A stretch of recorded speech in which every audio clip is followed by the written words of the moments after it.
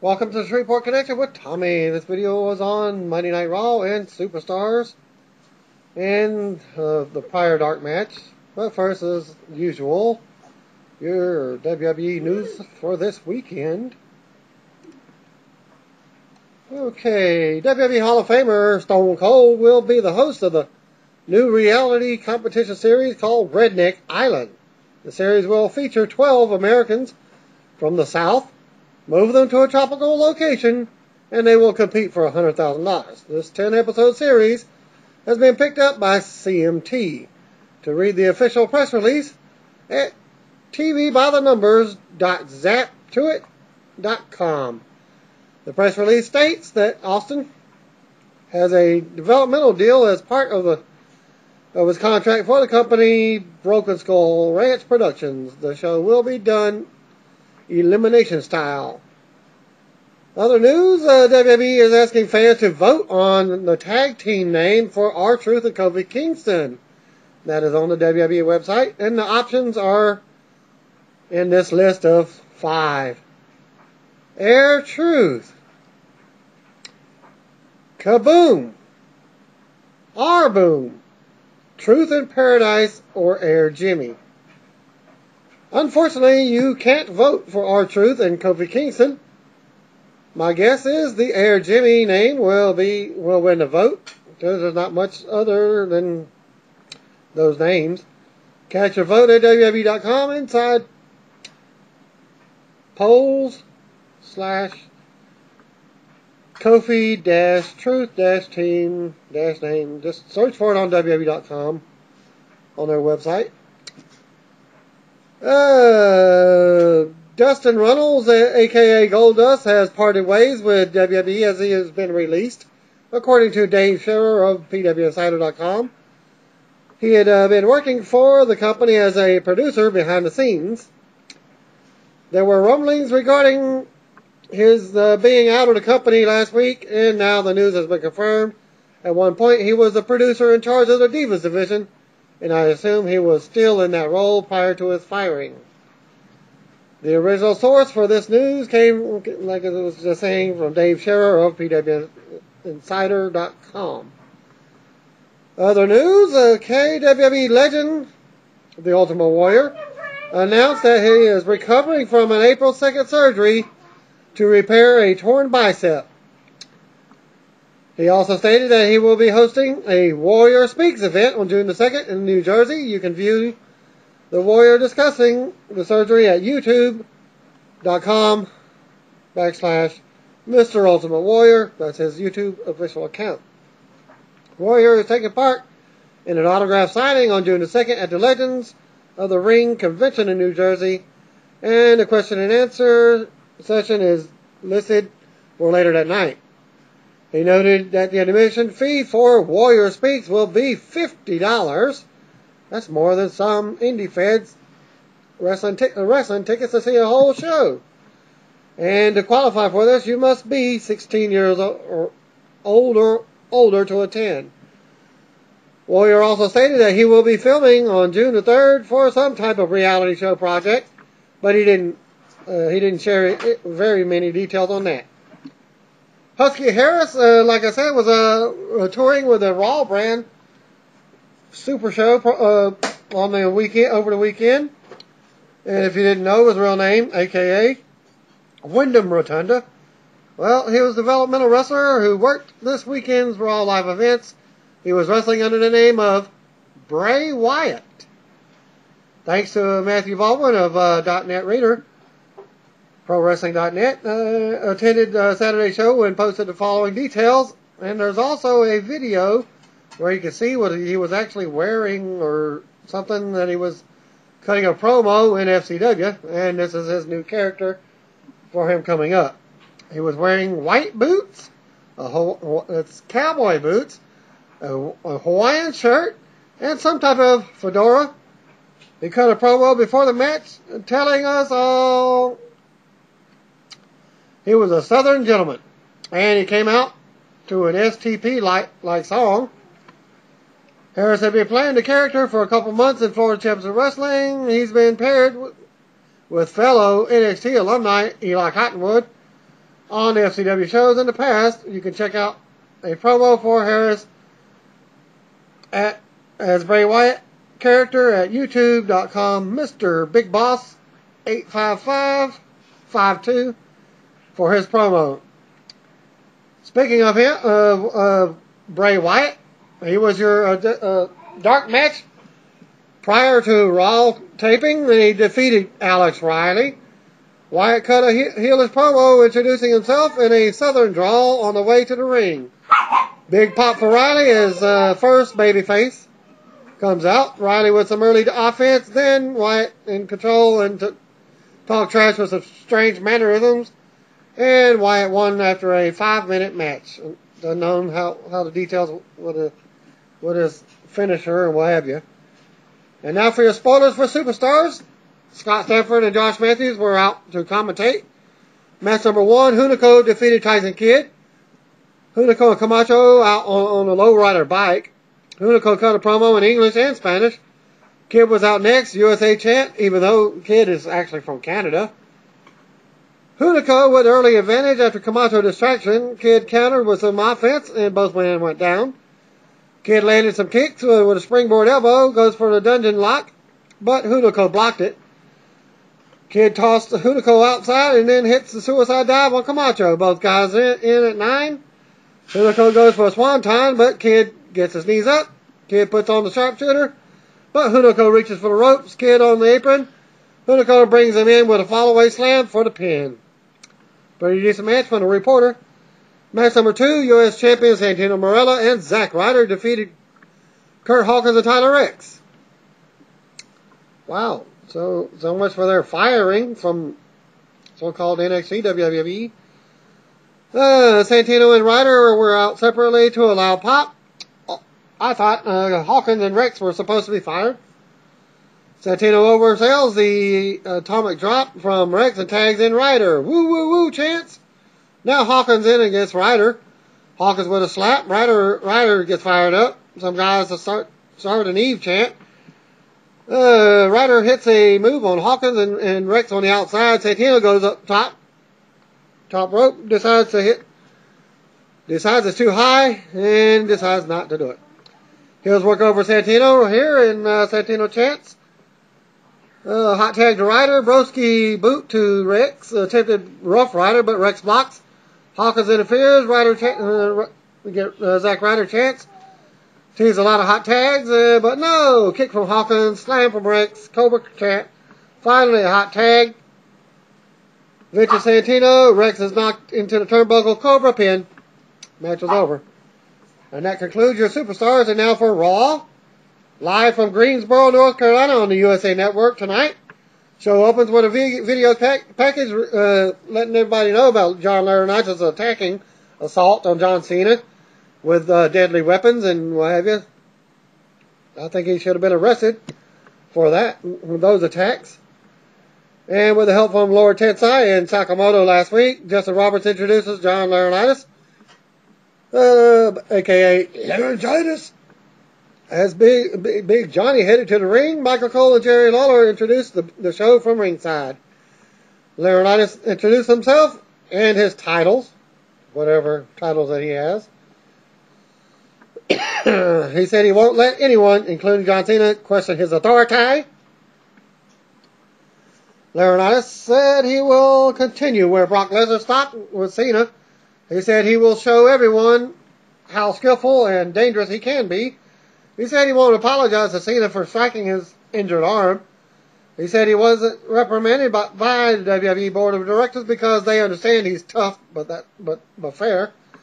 He said he requested that John Cena not appear live on the show, but they showed him backstage in a supposedly VIA satellite. And thanks to the WWE for screwing that up, there were cameras sitting to the left-hand side of the screen showing the cameras. It's like have tripods hit by themselves. Well, that's how that was going.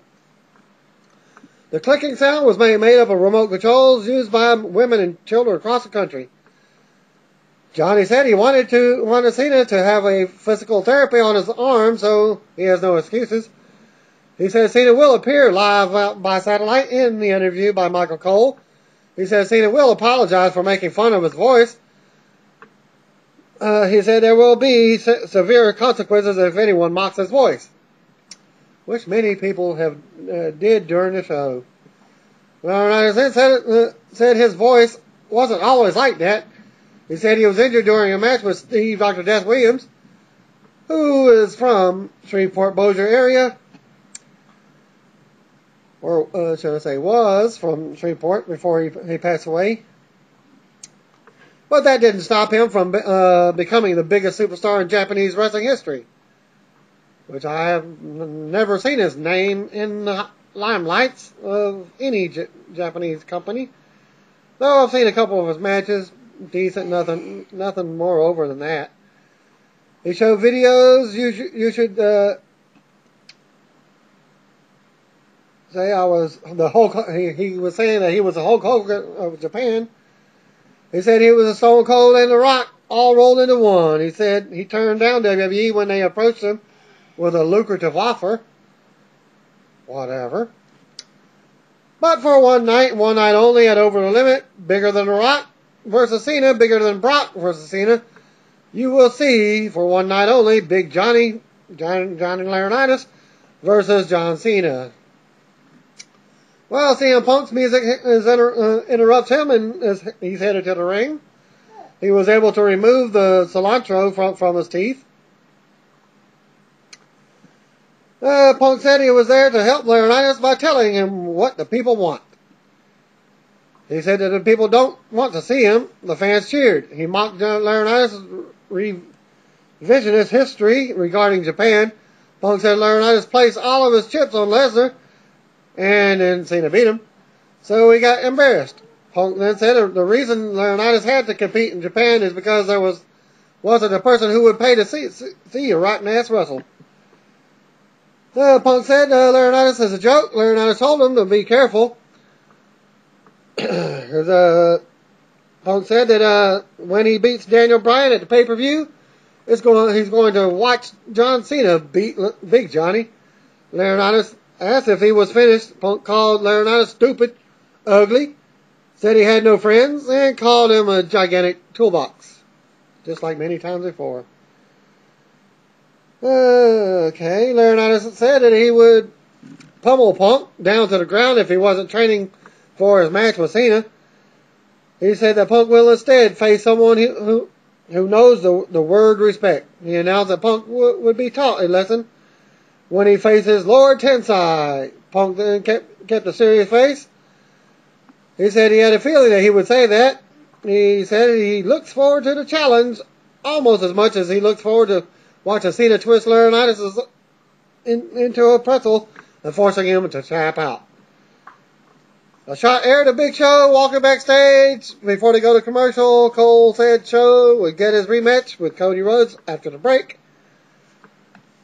Good opening segment. Punk did a good job of explaining why Laurinaitis is so upset with Cena by pointing out that he beat his guy Lesnar. Laurinaitis was effective in putting heat on himself, though I'm still not sure whether it's enough heat that the average fan is going to order the pay-per-view to see Cena shut him up.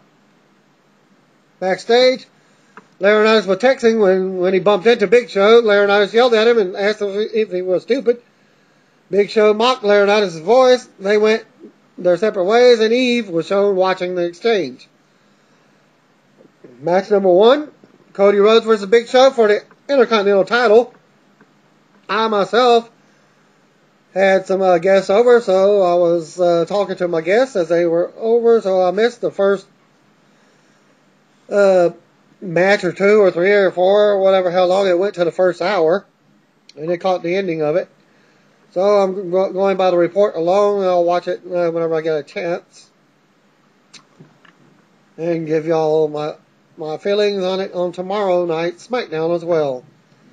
Well, Show got off to a good start. Cody grabbed his belt and tried to leave. Show caught up to him momentarily. Cody took another powder and headed to the stage. The referee counted to 10. Cole emphasized that the title couldn't change hands by countout. Big Show defeated Cody Rhodes in 1 minute 55 seconds by countout. Show took the mic and told Cody not to be like that. Cody headed backstage. Show said it would be worse if he had to go backstage to find him. Eve's music played and she headed to the ring. Eve entered the ring and said, "Apologize, Show." Asked her, "For what?" He said, "For making fun of Laurinaitis' voice." Show tried to say he was just playing around. "Apologize," Eve said sternly. She insisted that he apologized to her, the people, and Laurinaitis. "Okay, fine, I'm sorry," Show said. Eve said she didn't ask him to say he was sorry. She asked him to apologize. She told him there isn't much of a need for a 7-foot-tall, 440-pound freak outside the business. She demanded he apologize. "I apologize for making fun of John Laurinaitis' voice," a frustrated Show replied. Happy? Show left the ring and Eve remained with a self-satisfied smirk on her face. Michael Cole praised Eve for doing the right thing with his commentary. The announcers hyped Punk versus Tensai for your main event, and Sheamus and Randy Orton tag match versus Chris Jericho and Alberto Del Rio for later in the show. Then they had a commercial break. Well, whatever happened to the babyface stepping in and out, not allowing the referee to count out a fleeing heel? Anyway, the first 30 minutes of the show has been all about Big Johnny. You can question the decision to put him on the pay-per-view main event, but putting all this focus on him tonight, perfectly logical given that they did put him in that main event. Eve continued to do an excellent job in her heel role. Highlights there of the WWE Tag Title change from last week. And for those that don't know, you better call your mama, because don't forget, Mother's Day is just a few days away. Okay. Kofi Kingston with R-Truth, who are the tag team champions.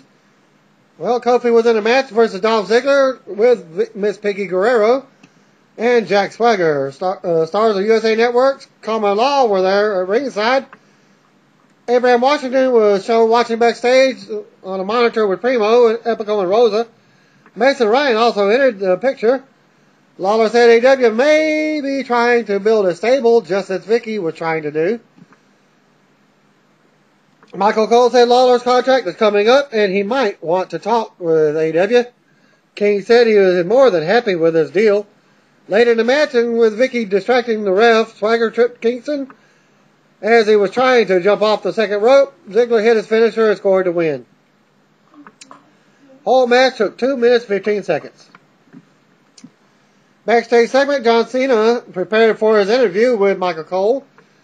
He had his arm in a sling and was shown talking with a crew member. Commercial break. A stable for AEW. I assume they're setting up a tag title match between the two teams that are involved in the match. I'd love to think this is the beginning of a Ziggler push, even though he's already had a few pushes. But it didn't look like it to me. The graphic touted that WWE Raw beat every NBA playoff game broadcast on TNT in the ratings from last week. Michael Cole stood in the ring and interviewed John Cena by satellite backstage. Cena said he had no new damage to his arm. He said he was medically cleared, but now he has to get an elbow drained twice a day because of the Laurinaitis attack.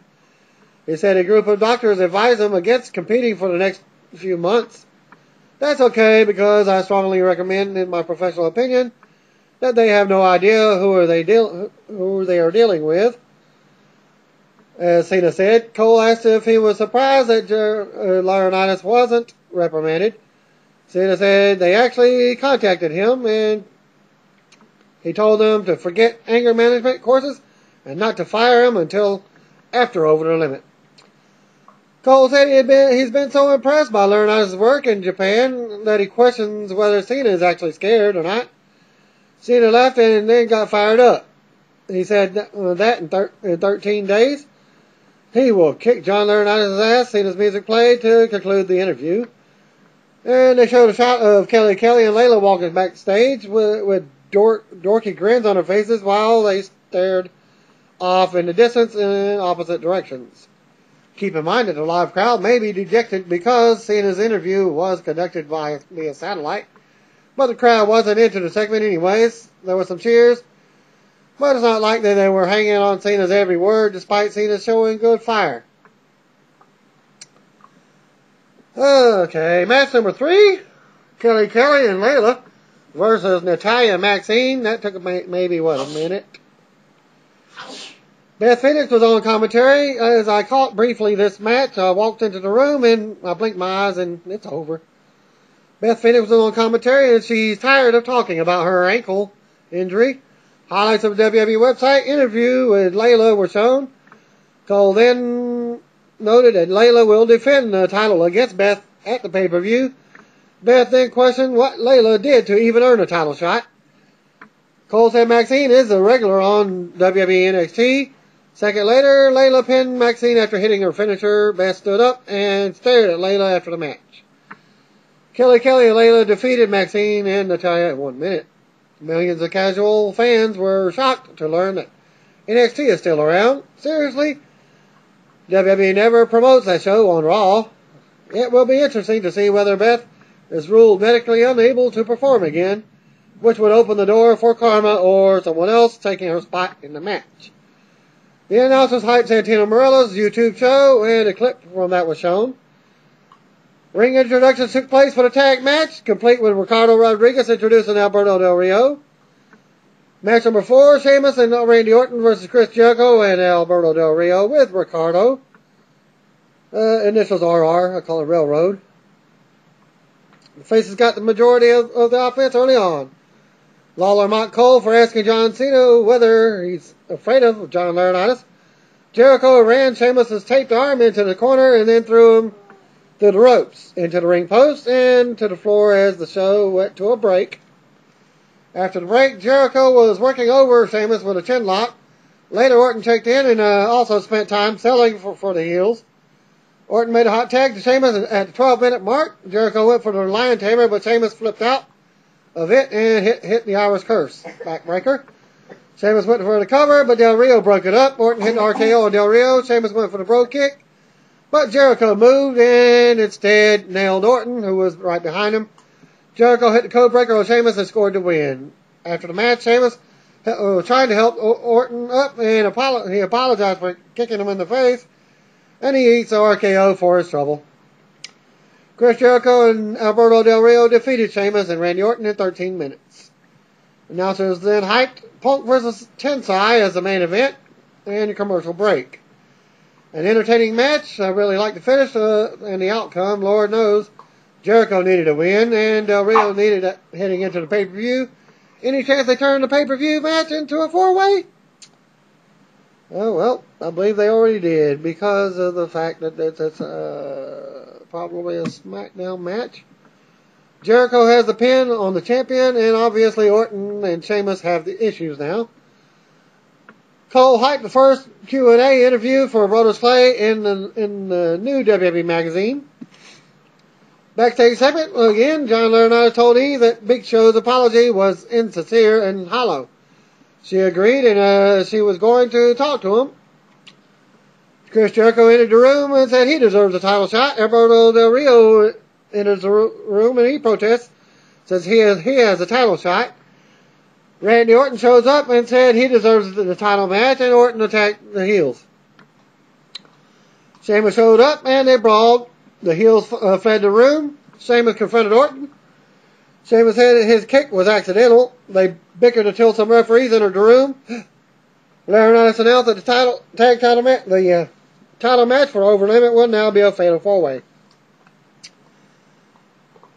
Considering, I assume that where this is going, I think they did a pretty good job of establishing it at that point. I wonder if this will ultimately lead to Sheamus vs. Orton at SummerSlam in a singles match. Either way, the 4-way is logical because Del Rio challenging doesn't strike me as something people will pay to see. However, a 4-way, particularly with Orton involvement, seems more marketable. Next up was Brodus Clay and his dancer performing the entrance routine. The girls were actually announced first, as I was coming in for definitely paying attention at this point. Clay appeared in a pre-tape video to remind viewers to call their mama on Mother's Day. This was in between their, actually it was like a little square on the screen while they were doing their ring entrance routine. Well, after that, Miz came out and cut a promo as he walked to the ring. This is really, you know, the really sucks type thing. Miz said that instead of competing for WWE Championship, he has a match with this. Miz compared Clay to King Hippo from Mike Tyson's Punch-Out and told him to call his mama to tell her that he's the Miz and he's awesome. Match number 5, Brodus Clay with the Dancers versus Miz. Cole hyped the match as real treat because it was the first time Clay and Miz had met in the ring. Clay tossed Miz to the ringside early. Dancers laughed at him. Miz flashed them a nasty look. Clay went after him, only to take several boots from the Miz, and as he re-entered the ring, Miz hit his finisher, his corner clothesline, and moved off the ropes and went for a couple of pins. Cole and Clay was in trouble. Michael Cole said Clay was in trouble. Miz remained on the offense for a couple of minutes, but Clay came back with a side slam. Clay ran into a boot from the Miz, but then he caught him coming off the ropes with a suplex and followed up with a big splash for the clean pin. And that match only took 4 minutes 30 seconds. Brodus just pinned the former WWE champion. Okay, that's how the announcers should sell it. Instead, Cole told us that Clay was impressive tonight. Ugh. This was Clay's longest televised match since he became the Funkasaurus. It was pretty slow, as Miz used chin locks that took the crowd out of the match a couple of times. Then they showed the latest Be a Star video. Mark Henry said he was bullied as a kid. Dude is presumably was huge. So if he was bullied, maybe it's time that he accepted that the kids are just dicks to one another, and that it's that simple. Sure, the WWE or TNA wrestlers showing up at the school might make them be nice to each other for a day or two, but then they'll forget and go right back to being dicks again. Oh, and don't be bullies, kids. They're happy. A graphic touted something about WWE social networking. A video recapped Brock Lesnar and Triple H's feud or battle from last week. The announcers spoke as shots of Triple H conducting business wearing a brace on his arm were shown.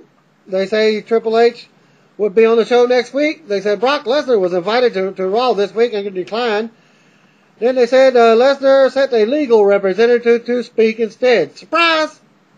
Your return of Paul Heyman. Brock Lesnar's new music played. Finally, Paul Heyman walked out, headed to the ring. He said today's WWE is much different than it was when he first represented Lesnar 10 years ago. Heyman said it's so huge, it's so image conscious. He said it was the general manager who signed Lesnar to a contract. Heyman said Lesnar made a few simple demands that were agreed to and the viewers were witnesses to. He said Lesnar feels betrayed. Heyman ran through the Lesnar's list of accomplishments. He said that he knows that the fans should know that. Brock Lesnar is an honest man. He said Brock said he was going to be an ass-kicking machine, and he did that. He said Brock was going to hurt people, and he did. Heyman said Lesnar personally asked him to come to Raw and read an official statement. He started by saying, and I quote, "I came back to bring legitimacy to WWE. That's exactly what I did. And how was I rewarded? With the same corporate BS and politics that led me to leave 8 years ago.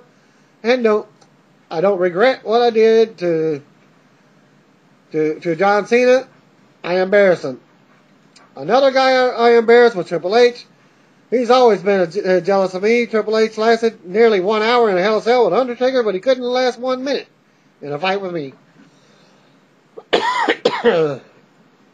Triple tried to push his weight around But now he has an office job. I had an argument with the company and he broke it. I had an agreement with the company and he broke it, so I broke his arm. I don't care about Triple H. I don't care about you people. I don't care about the corporate suits at the WWE because I, Brock Lesnar, am never coming back because I, Brock Lesnar, quit. Heyman then tossed the mic inside the ring and left the ring. Now at ringside, Cole has assumed that Lesnar would have been fired and had he showed up at Raw, then quickly turned the focus to John Laurinaitis and then replayed clips from the segment with Punk from earlier in the show. Lawler announced Punk would face Lord Tensai in a 2-on-1 handicap match. Next. I never heard that myself. I was a false reporter because John Laurinaitis came out himself and announced it. A very nice surprise. There was a bass-filled chair for Heyman. But it wasn't a hero's welcome by any means. It appeared as though most of the fans didn't know who he was. Nevertheless, it's a nice surprise for long-time viewers. More importantly, it's good for Lesnar's business to have Heyman involved. Brock has had his ups and his downs on the mic so far. He's excellent in the backstage sit-down environment, but Heyman would definitely come in handy as the official mouthpiece to speak for Brock, particularly on weeks when Lesnar isn't at Raw. Backstage segment, the USA Network actors who were in the crowd earlier gave Big Show a little pep talk. The ones that we're talking about that was in the crowd for the new USA upcoming program. Then the actors said that they are investigators and would find out who Laurinaitis has photos of that allows him to keep his job. They clowned around and Show laughed. When he turned around, he was standing there. Doing nothing. You're just staring there. Look at him. CM Punk made his entrance for the main event. John Laurinaitis walked out before Punk could make it to the ring. Laurinaitis announced that Punk would have a handicap match against Tensai and Daniel Bryan. Then they go to commercial. It looks like Lawler accidentally let the cat out of the bag. He usually spared from Vince McMahon's wrath on a headset. Something tells me that that won't be the case tonight. If it was King's fault, what are the odds that King would screw up right after the last guy to replace him on color commentary showed up? Well, they should go over the time limit. Not much tonight. It goes off the air at 10 after. Well, this segment started right at the 10 o'clock hour. CM Punk versus Daniel Bryan and Lord Tensai with Sakamoto in the corner in a handicap match. Tensai roped up Punk early and then Daniel Bryan tagged in. Punk started to make a comeback on Bryan. Tensai made his blind tag. Punk got some offense in on Tensai and then dropped him with a kick to the head. Punk went to the top rope. Sakamoto argued with the referee, which allowed Bryan to trip Punk. Tensai slammed Punk with a slam. He spit the green mist into his hand and applied the claw, which is now a claw Russian leg sweep move. Finish. Tensai slammed Punk down with a claw. Hold on and pinned him. Bryan did the yes, yes, yes. Borgasm chance. Routine at ringside. Lord Tensai and Daniel Bryan defeated CM Punk in a handicap match in 6 minutes, 55 seconds. After Tensai left the ring, Bryan worked over Punk and applied the Borgasm lock and yelled yes, yes, yes repeatedly. Got a nice round of boos as he celebrated after the match. Michael Cole closed the show by saying that Laurinaitis made the point that there will be serious repercussions for failure to respect his authority. Odd booking to have Tensai go over, given that Daniel Bryan will be challenging Punk at the pay-per-view. Granted, Bryan worked over Punk after the match, but Tensai got more of the spotlight. Tensai has now pinned the WWE champion and the top babyface in the company, but it still doesn't seem to be clicking. Overall, they did a good job putting on heat for Laurinaitis. It's a better setup for the 4-way match. I'm not crazy about the 4-way matches. I like them better than just a Laurinaitis versus Cena match. But I must admit that the match is more appealing to me than Sheamus versus Del Rio was on paper. The return of Heyman made it a newsworthy show for online fans. Live crowd didn't help enhance the product tonight. Obviously, a lot of that probably has to do with the lack of John Cena on the show. As correspondents in the building noted that it was a pro-Cena crowd. No cheers for Cena no matter what. That ends my results for Raw and Superstars. Thanks for viewing and peace out. Till tomorrow, SmackDown, NXT, and the remaining Superstars. And also the Dark Match main event from tonight.